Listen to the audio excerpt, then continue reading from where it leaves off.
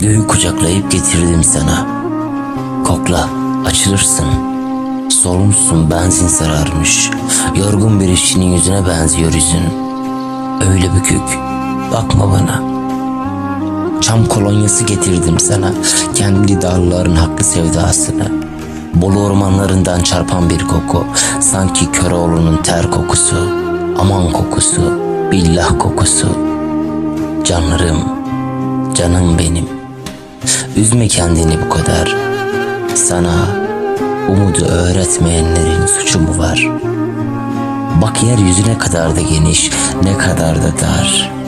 Dur, akıtma gönlüm yaşını. Gözünden öpecek yer bırak. Oy bana en yakın, bana en uzak. Sevgili yar, hasretine vur beni. Giyecek çamaşır getirdim sana. Adettir diye değil, sevdim diyedir. Bağışla eski biraz.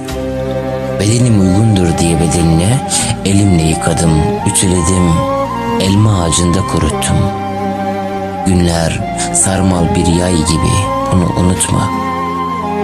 Bahar annemizin Yemenisindeki solgun çiçektir, bunu unutma. Seni ben her yerinden öperim, bunu unutma. Kadere inansaydım sana inanırdım. Düşürmem sigaramın ucundaki külü ben. Öyle kırık bakma bana. Caddeler nasıl da genişliyor. Sana bunu söyleyecektim. Bileğli bir makas vardı yanımda. Sana bunu söyleyecektim. Hadi kes büyüyen tırnaklarındaki kiri. Sana bunu oy nasıl söyleyebilirim? Deliren sevdamızın kısrak kuyunu. Elimi tuttururlar. O kadarına izin verirler. Kahreden bir ayrılığın çılgınlığı değil bu. Bir isyanın kelepçeleşmiş resmidir parmaklarımız. Sen içeride, ben dışarıda. Oy mapusluk,